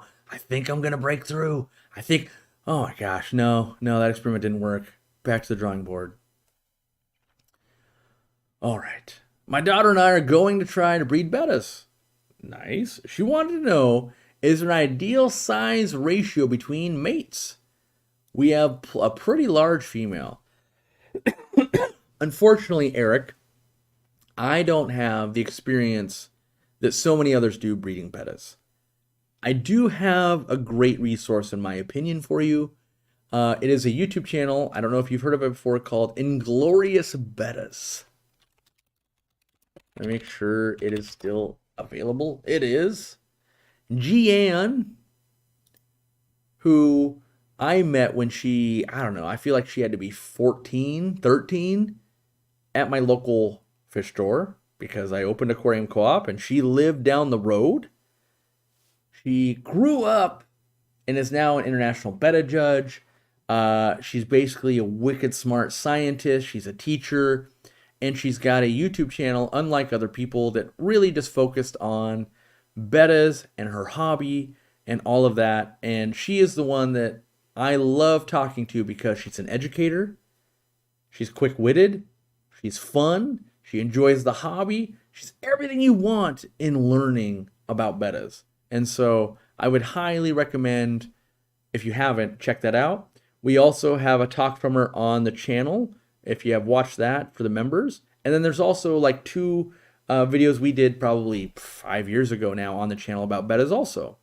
But when it comes to knowing that finality of what size ratio, I'm not going to know it. And then there's other questions to be asked that I'm not asking. Well, are we talking about betta splendens? Are we talking about wild caughts? Are we going to be talking about placots? Like what version? Some of those things start to matter. All right. Oh wait, I skipped another greenie. I'm still pretty new to the hobby. Only low-tech nano tanks. I bought several red plants. Do I have any tips about planting and how to keep them alive? Lots of light. They like lots of light. So get a good quality light and use some tweezers. I know maybe you don't have tweezers because like I got tweezers right here. They are on my fingers. But you get a curved pair of tweezers. You can plant them and the stems will stay at a curve and they are more likely to stay down for you. Makes it a little bit easier for your $8 or whatever. University to research or test anubias rot? There already is. Like the farms are paying money. The tissue culture plants can't make enough. They can't explain why tissue rot of anubias is happening. There's lots of money in anubias. There's lots of people trying, but no one's figured it out. So, sometimes it comes down to us. As in me, as in you, as in the next hobbyist. We just got to figure it out.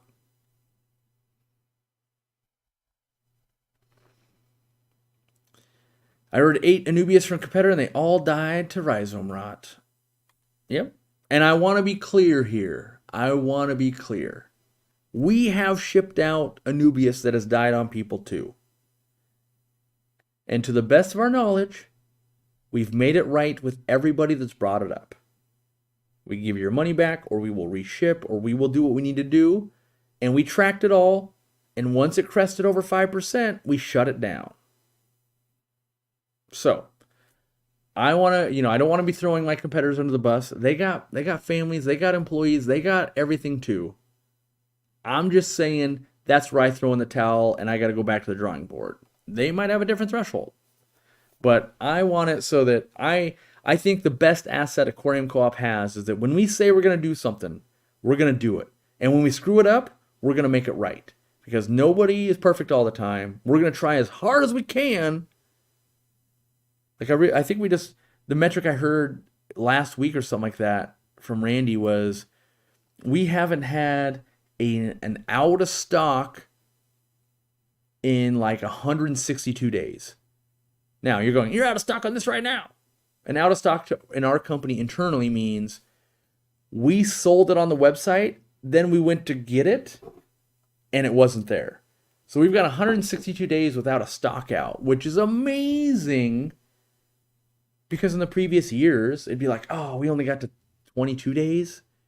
And the plants were the number one culprit. Because we might have the plant. Let's say we've got 30 anubias in stock, but we go in and are like, oh no, 5 of them have anubias rot. We're not going to ship them out to you. So then we had 5 people that we had to let down.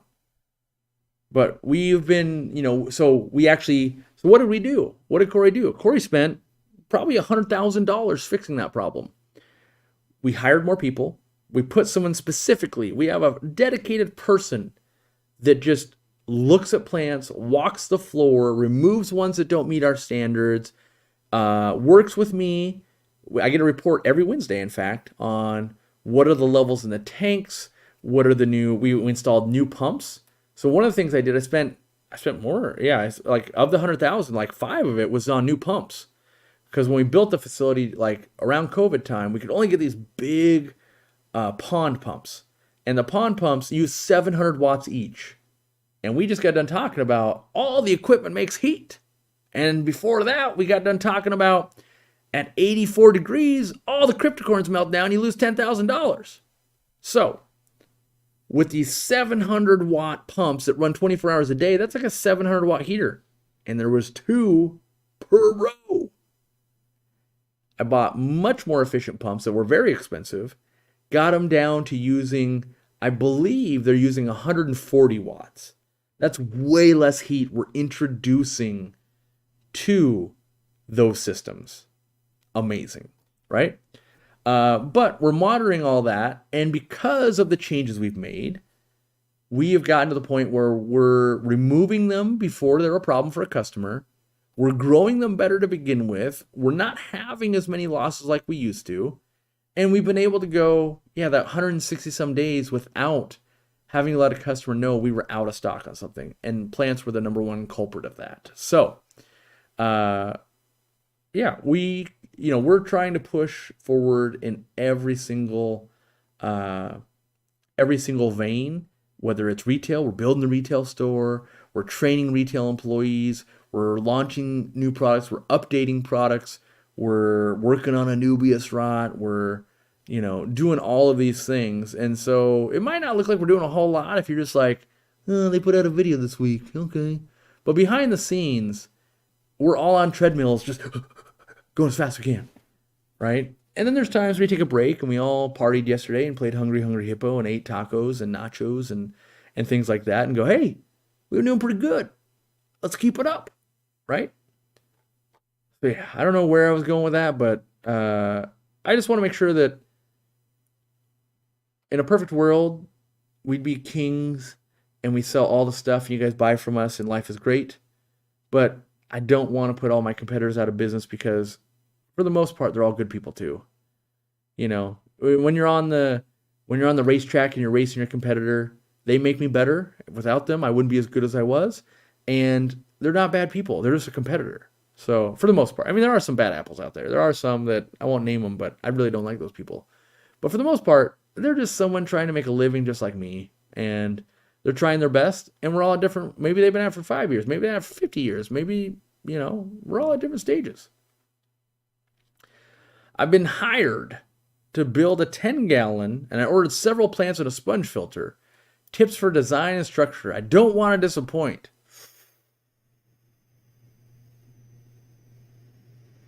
That's hard because I don't know what the expectations that were set were. In my opinion, the easiest way to win, so this goes back to like my expectation days at a maintenance client. In my opinion, the easiest way to win that is with hardscape. Buy really cool wood or rock, hide the, sponge filter, that kind of stuff, attach the plants, give them some, ooh, that looks cool right now, then let the plants dazzle them long term.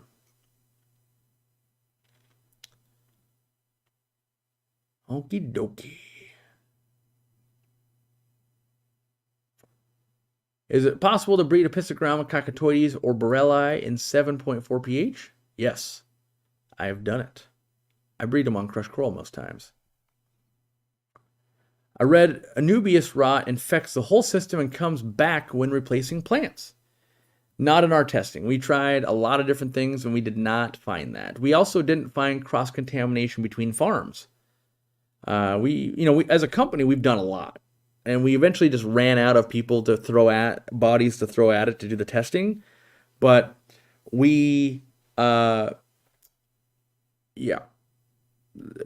I can't definitively say, actually one way or another, but in our testing, I did not see the spread.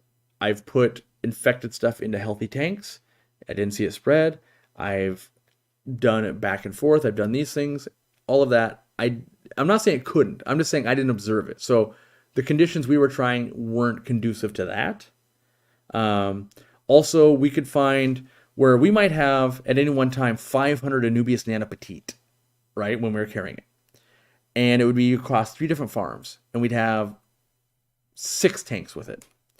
And you would get one tank where 30% of them were dying. All of this tank were dying. None of these 3 were dying. And yet it's sharing the whole water system with every other tank. So the other 50 tanks, and they're also all full of anubias. So in our testing, we tried isolating off. We tried segregating farms to go, is it just one farm having the problem? In our opinion, it was all the farms we were buying from were having the problem. We tried only keeping them immersed to see if it was like something we were doing. The only thing we didn't do is keep them in the bag. And there are some businesses that aren't even taking them out of a bag when they get them, and they just reship them in that bag. And I think I don't think that's the way, because they don't even know which ones are going to be crappy. We at least are putting people on it, and they pass an inspection of like, looks good to me, but just because it looks good to you doesn't mean it wasn't going to get anubias rot down the road. So I do think you should at least be trying to grow them, getting them in water, and doing some of these things, and not just, well, they sit in a dark box until someone buys them. Let's see. You needed a fertilizer, hence the easy green. You have a plant problem to make your own tissue culture. Yeah. There's, I'm not going to say the names because maybe they don't want that, but there's different big plant companies in Europe and stuff like that that really want to work with Aquariumcoop to launch tissue culture in America. And way back in the day, it was Dennerley. They actually, the negotiations broke down at $1 million. I wanted $1 million, and I would stop selling Easy Green and I would sell their product. I do like their V20, by the way. It's fairly good. But they never got their legal department to get through all the hoops, and so I moved on. By the time they were ready to sign on the dotted line, I was like, yeah, but we're already selling more than $1 million in Easy Green. Why would I agree to not sell it for less now? Like, you guys need to get your legal system or legal department through the hoops faster, because the price is going to keep going up, because every day more and more people like Easy Green. And eventually we just progressed faster than they would ever want to spend. And kind of a cool thing I learned, I think it was last year, we're actually a larger company than Dennerley is now, which blows my mind, because they were such a behemoth when I was working with them years ago.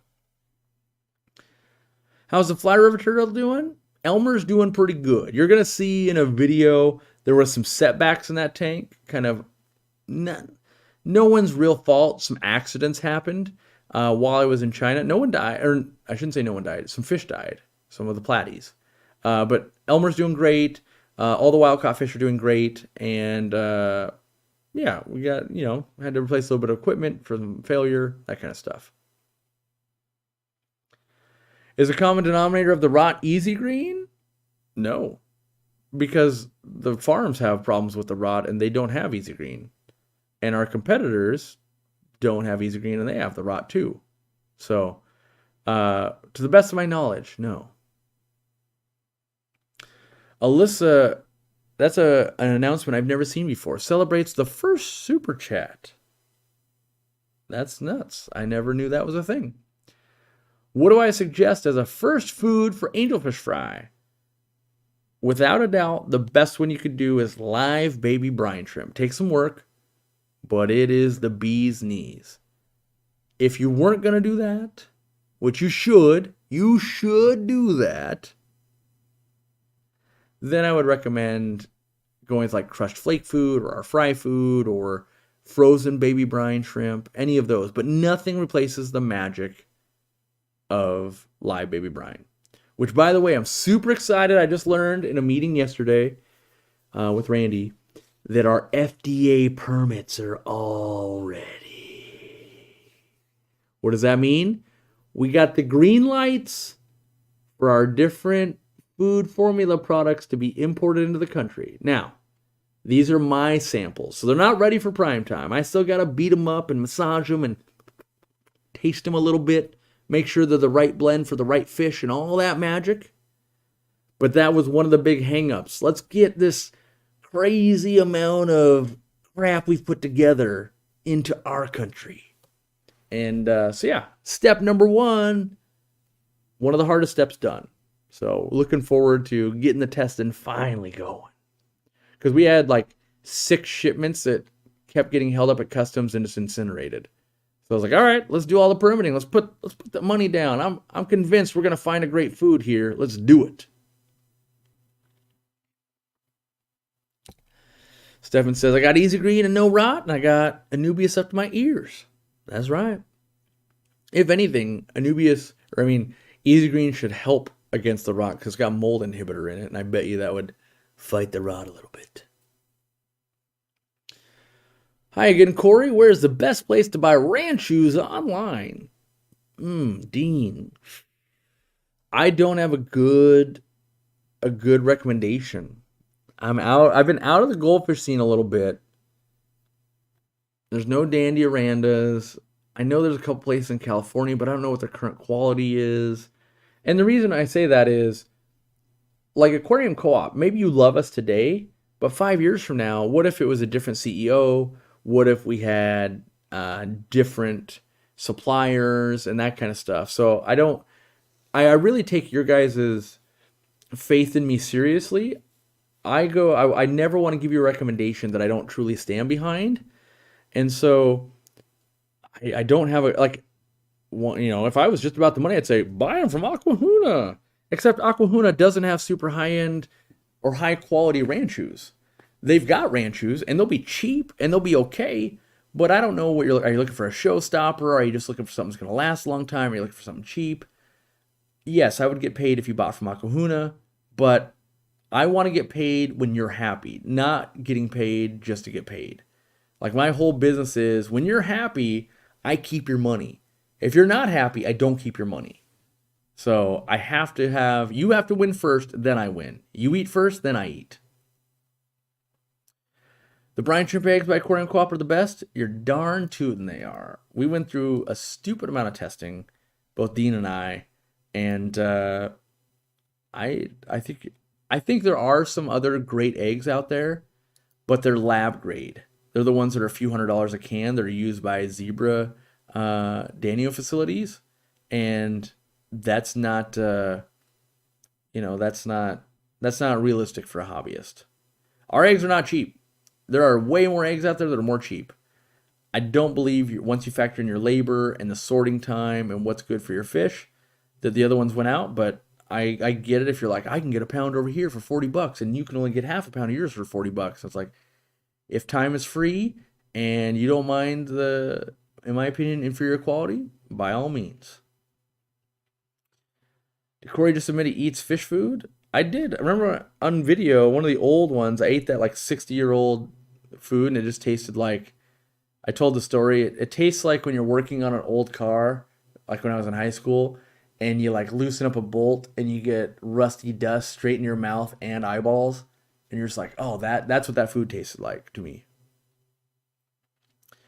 King Koi is decent. I have a few fish from them. I visited King Koi in California, I believe, but I just don't know their current stock. So I would say that's a lead for those ranchos, but I'm not going out of my way to endorse it. And I know that sometimes that seems like, ooh, is he hiding something?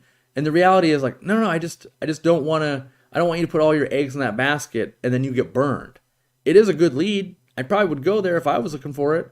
But, I just don't want to, I don't want to put my reputation on something I haven't experienced lately. In a profit breeding setup, how would you organize tanks? Number of tanks per species, spawning and grow out, how and when to move fish to a tank. Well, that's a whole bunch of episodes, but in general, I use somewhere between 1 and 3 tanks per species. Depends if they're live bearers or if they're egg layers, or like with shrimp, I like to use 3 because you can continually, every 3 months, take your best 30 shrimp and start the new colony and sell off the rest, and that'll give you an ever-evolving, better shrimp, usually. I've got, if you go to the Advice Center, you can watch the whole Breeding for Profit series, but I think a lot of it's going to have to do with the way you keep fish. So Dean might use 3 tanks on something I use 2 tanks. I might use 1 tank on something he uses 4 tanks on. It really is going to depend, and how fast you move them. Well, how many times a day are you feeding them? Are you using an auto feeder plus brine shrimp 3 times a day? Or are you just doing it once a day? What type of fish? All of those things are going to matter. So it's not an easy loose rule, I would say. Is it feasible to have a shallow, uncovered shell dweller setup, or are there some flight risk? I'd say it's mostly safe. Very few jumpers, usually. Any chance we'll get a bigger brine shrimp egg, even though it's not more cost effective? I'm guessing you're talking a container. That'll happen, could happen. That could happen when we can get a bigger warehouse. So the where we're at, someone, my finance manager actually, I thought put it pretty well last night. He said we're in our teenage years, meaning that like we've grown up some. We're not in our final form, but we need a bigger warehouse. And so right now our warehouse costs us just the rent about $10,000 a month. Some of you that own giant businesses, you're like, oh, that's free. Some of you that don't own a business, like, wow, it's a lot of money. The next logical jump for us, though, is somewhere between $40,000 and $50,000 a month, right? And that's the scary part of, okay, yeah, we could bring in bigger brine shrimp cans and we could store them in a commercial walk-in freezer, which will be more money, but it won't make us much more money. But the overhead for those products and additional products is an extra $40,000. So I got to sell. We probably have to grow by 20% to break even after we pay for labor on the bigger warehouse.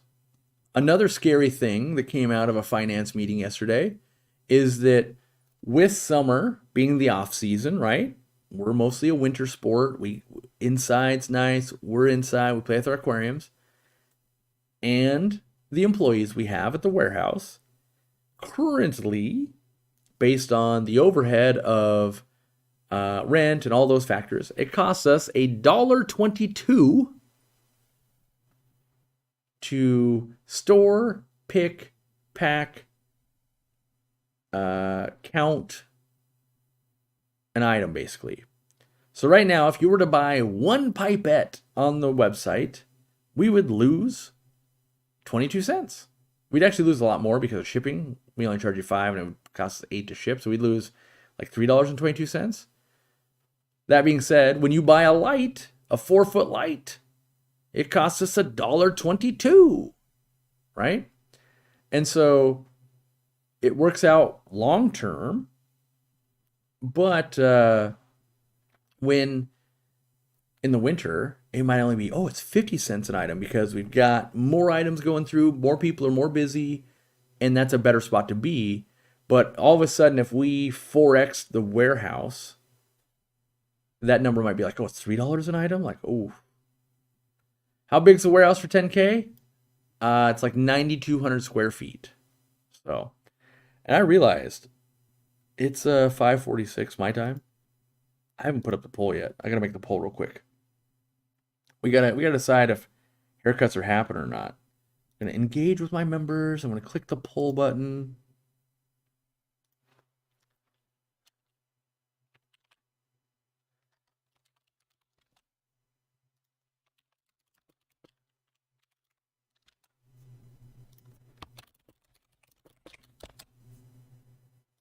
All right, hair. Should it stay or should it go now? So if you want it to stay, another week without a haircut, you vote it stays. If you want it to go, like my mother sent me a text and said, get a haircut, then you'll vote no. You'll vote the second one, should it go? All right. Can clown killies and Norman lampi killies live with Cardinia shrimp? I've never done that. Definitely with neocardinias. I haven't tried it. I feel like they'd tolerate the lower pH, but yeah. Way less bad hatch with brine shrimp eggs from Aquariumcoop. I've tried so many kinds and feed live brine shrimp several times a week. Yeah, our goal was to minimize the work part of brine shrimp eggs. I'm willing to trade a little bit more money for less work. Especially when you have a full-time job, you just want the hatch to go right. You want to come home. And for like breeders like Dean and stuff, a missed hatch on a batch of discus might cost him $1,000. So it's better to go, I'll spend another, 20 cents on this batch of food, but it will hatch correctly for him. Let's see here. Where'd my thing go? Oh, right here. My cat always begs for fish food when I go to feed my tanks. Stinky fish food. Cats love it. I would look into the rock wool. I've noticed a difference in some plants I receive. Some floating trapped air could cause rot. Yeah, we also ordered bare root and noticed the same amount of anubias rot. So maybe in our experience so far, because we tried that, we're like, well, let's just order bare root. To be honest, I even ordered some tissue culture. I ordered 50 cups of anubias NFT tissue culture, and 4 of those actually grew mold and rotted. I was like, oh my gosh, like not even a tissue culture is sterile. So I won't name that brand, but we will not be buying theirs. Let's see. Bring out the mullet. I treated my guppies with Paracleanse and they're looking way better and super healthy and active. Should I dose again to make sure they're clean, or will dosing again cause other health problems? Well, something could always go wrong. So I can't tell you, oh, it'll never cause a problem. But in general with internal tapeworms, if you got a good, like, oh, they're doing a lot better, chances are they still have some eggs in them and they've hatched out. And so it's best to deworm twice deworm, wait 2 weeks, and then dose again. Move our warehouse to the Midwest? Yep, we've got feasibility studies all throughout the U.S. on if we move to this state, what would that do? Is it cheaper? Do we have the labor market we want there? What does it mean when we ship? How much money would we save? What are the challenges? So like, let's say we put ourselves in the Midwest somewhere. It sounds great. It's cheap. Until you go, wait, what about that cargo container? That has to come in from a coast. And so all of a sudden it's got to hit a coast, get offloaded, get on a train, get off the train, get on a truck, get to a warehouse to that Midwest. So everything, like we love having international port for fish and plants. Maybe we choose a state that doesn't have one. Uh-oh. So there's so many factors to, we basically keep running reports and going, okay, let's just keep looking at it. Ooh, that'd be great. Ooh, that's terrible. Ooh, nope, nope. So we look at all that, and we haven't made any moves. I'm locked in for another few years with our current warehouse under a lease, so not making moves super quick. Ugh. Let's see here. Favorite low light plant for 30 gallons to fill up space? I like a dwarf aquarium lily. That fills in pretty quickly. Any ideas on how to keep ants out of the auto feeder? I don't have a good solution for that. I don't have the ant problem, but like you can't really get you can't have it auto feed and keep ants out. Because like if you had ants in your kitchen, you're like, make sure everything's sealed up so they can't get in. Well, then that's not going to auto feed. So I think there's got to be, figure out where the ants are coming in, seal up those cracks, maybe use some ant bait closer to where they're getting in. Yeah. I wonder if the exceptionally high global temps for this year have had an impact on anubias. Maybe. Yeah, they're definitely, the problems got worse during COVID, I feel like, but yeah. Oh my God, goodness, please answer them so they'll stop. I don't even know who you're talking about. Ants will not cross white vinegar lines. There you go. Try that. I have the same heater in my garage that you have under the windows. Oh, that thing? All right. Let's see here. Getting ready to set up 180. I've got a blue Phantom Pleco. Do you think I could get a green Phantom for the same tank? Probably if you fed enough meaty foods. You could probably make that work, I bet. I released 4 corridors in my pond. I was so worried they would not survive. They're also shy. They hide in the pond. I haven't seen them in months. Yeah, I don't know. If it's warm enough, they're probably okay. But if it gets cold in the winter, I'm not sure they'll make it through that. But maybe you live somewhere tropical.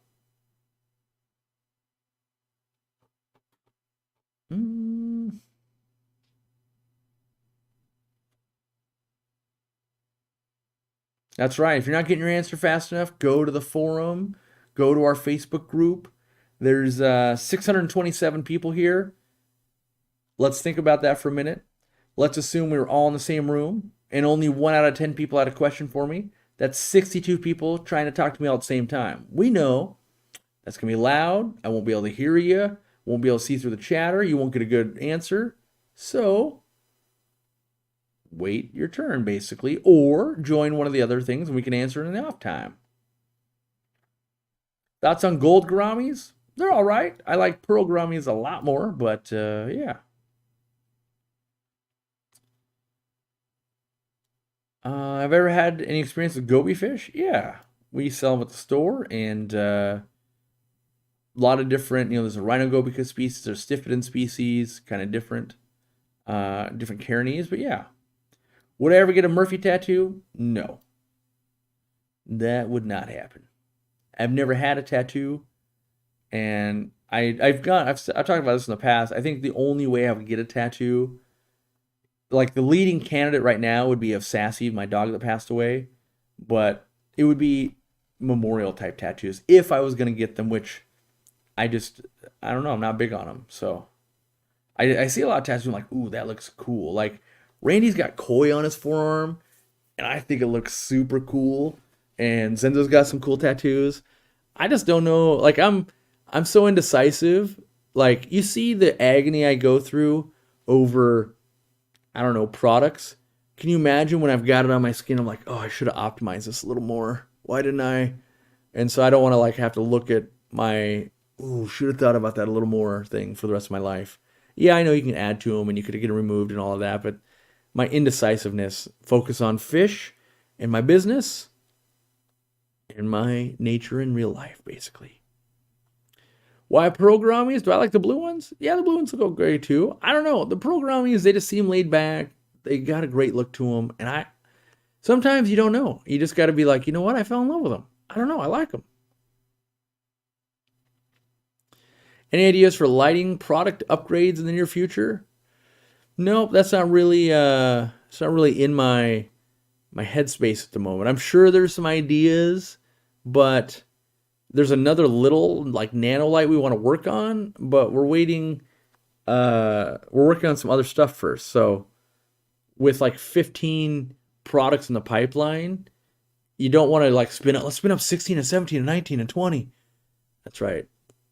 So you want the list to like, if we can get down to like 5 again, we could add a couple things we want to work on again. But King of the Hill tattoo, that'd be kind of neat. How do I not overfeed? Is it better to underfeed? Most people say yes, and I agree with better to underfeed. I think feeding with what your fish will have consumed in 5 minutes, meaning you put the food in, and there's none left on the ground or anything like that. I've eaten it all, and it's been 5 minutes. And then potentially taking 1 day a week off if you're really scared of it. That being said, I think you can feed fairly heavy when your tank's well established. But when you're new, you don't know maybe necessarily what a well-established tank looks like or feels like or behaves like. So I don't like to give that, yeah, just feed a bunch, it'll handle it, because you don't know what you don't know. And I can feed my tanks pretty heavy, but the best things I can tell you is feed the aquarium, not the fish. So put in the right amount of food for the size of aquarium. You'll have snails, you'll have other microfauna, you'll have maybe bottom feeders, you'll have mid-level, you'll have top dwellers. And as your tank can learn to digest more and more, it'll be more robust for you. Oof. We're at 62%. Oh, shout it stay? I meant to say should it stay, not shout it stay. That's what I get for trying to multitask. Let's see here. Any tips for getting mosquito larvae going in a bucket? Love that free food. All I got to do is set out a bucket of water. Once the chlorine or the chloramine is dissipated, I pretty much, like here's my best start, I guess. Get yourself a bucket of water and grab yourself like a handful of grass clippings or leaves and just put it in there.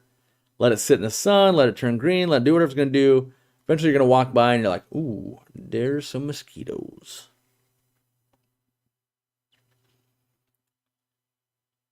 In my experience, it's way easier to track the health of your fish with photographs rather than eyeballing it. I would say that's very, very true. I am in the unique space. I get to see. So sometimes when I want to be inspired, I just go watch old fish room videos. Like, have you guys ever watched, let me see, Aquariumcoop orange shrimp. Like, I love this tank. Let me see if I can find it. Yeah.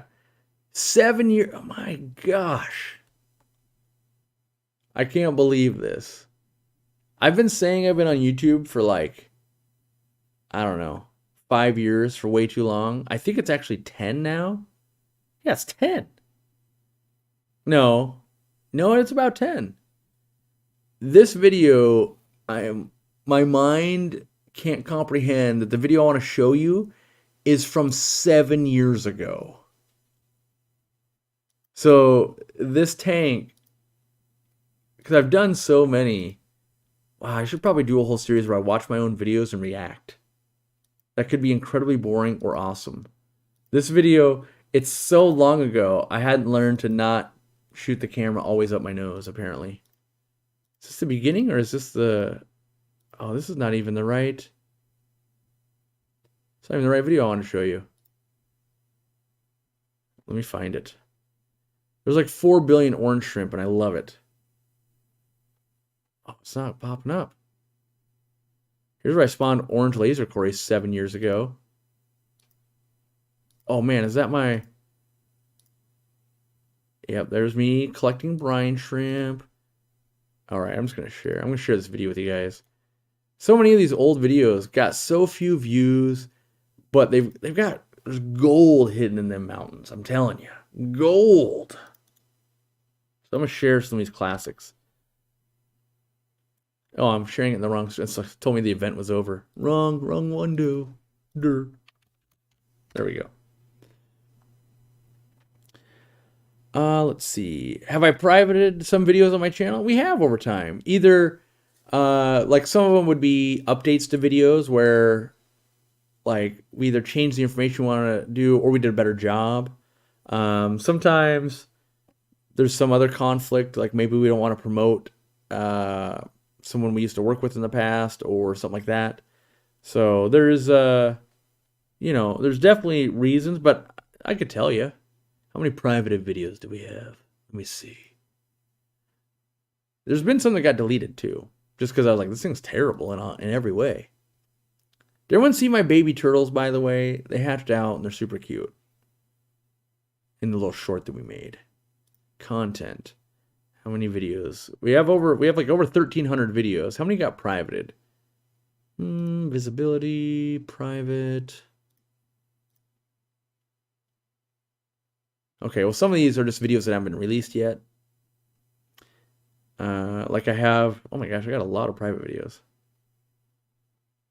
that are not released yet. Like these top 10 at least, or that.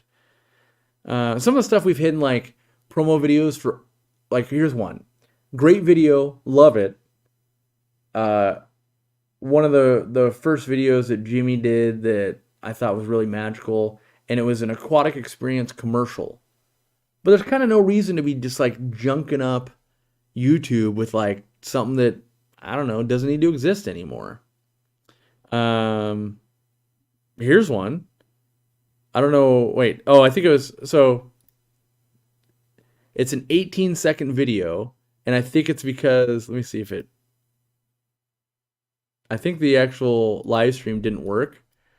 But it was, I saved it all this time because it's when I hit 5,000 subscribers. So I want to look at the date. When did I hit 5,000 subscribers? So some of it's just stuff like that where it's like, oh yeah, that was a failed start. In December 5th, 2015, I hit 5,000 subscribers.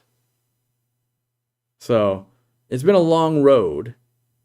But yeah, and that video got 493 views, but that's probably because I was trying to live stream it and it probably screwed up. Another private video, Sarah Onip tabs. I don't even think we don't sell them anymore. One was a power outage video at the store with just the live stream. It sucked.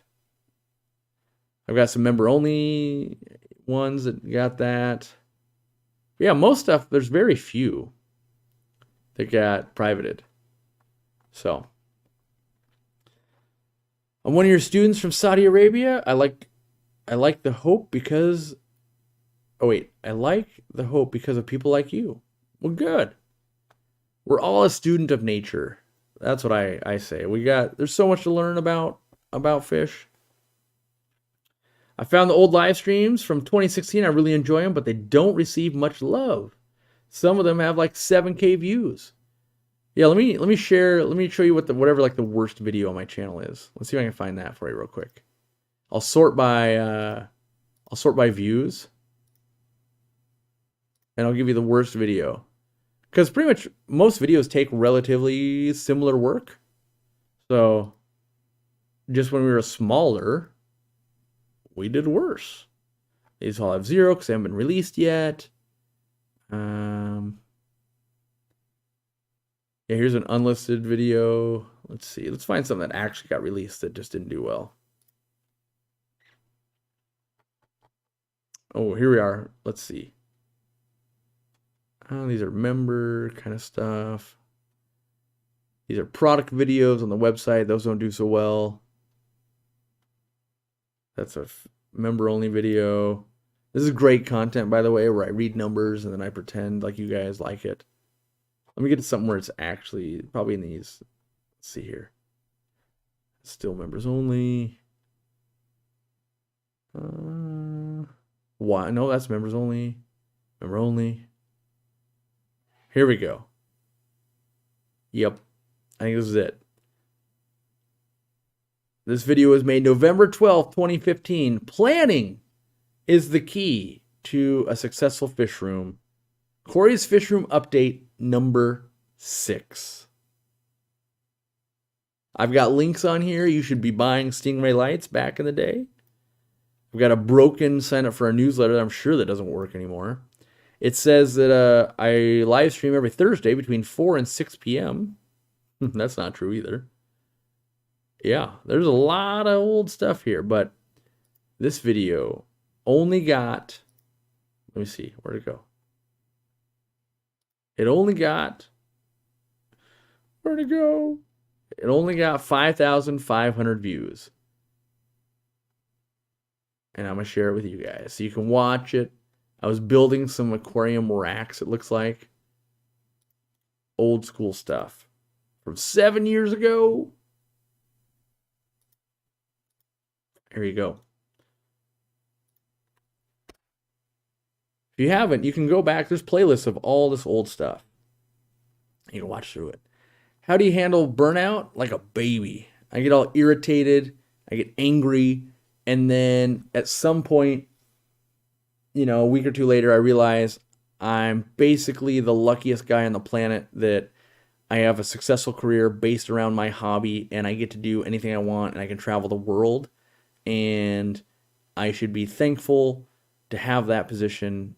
And then I go, okay, but what parts do I love? And then I go, I should do more of that.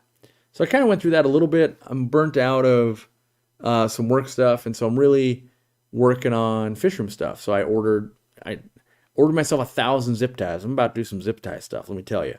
And I ordered those Goodyids, and I've just been ordering stuff that I want to play with in the fish room. So you're going to see more videos of that. For better or for worse, that's what I'm doing. Handle burnout by getting your hands wet? I mean, that's basically what I'm doing. Get back in there, and then, you know, do what I do. Throw a camera on it, maybe we'll be good. All right. It's 6:07, which means dinner's ready, probably. Don't forget to compliment somebody. Watch all of our old videos. Buy Easy Green. Even if you don't have a Planet Aquarium, buy Easy Green and give it to your local club. It's amazing. And if you see it at your local club, buy it. If it's at your local fish store, buy 2. And help me spread the good word of Easy Green. If you are a user and a lover of Easy Green, maybe your compliment is, your tank looks awesome. You must use Easy Green. That's the compliment I want out there. Ooh, that Planet tank looks good. You must use Easy Green. That's what I want to see. Let's turn into a meme. You must use Easy Green. What is that? There's got to be, isn't there another, there's got to be another marketing thing that does that. It's got to be like a makeup thing or something. But yeah, your tank looks great. You must use Easy Green. And then if anybody knows this, I've been dying to do this for like 5 years. So if you know how to do this, email our customer service. We'll link up. I want to make some GIFs for like Facebook and stuff. I think there's some funny stuff we could do, but I don't know how to make them. As in the submission process and all of that. I could have our video editors and our graphics people, they could physically make them. But once I have a GIF, how do we actually get it so then you can type in Aquarium Co-op, you know, Wang Jangler, and it'll have that meme. I need more memes all the time. All right. Thank you for Easy Green. Love the lives. I thought you were going to say saves lives. Dang near does. All right. I will see you guys and girls and Easy Green keepers next week. Same time, same place, maybe new voices, maybe more or less sweaty based on the temperature. But I had fun. Someone said, you must work out. Yeah, that's right. You must use Easy Green. I'm Troy McClure. You may remember me from such films as You Must Use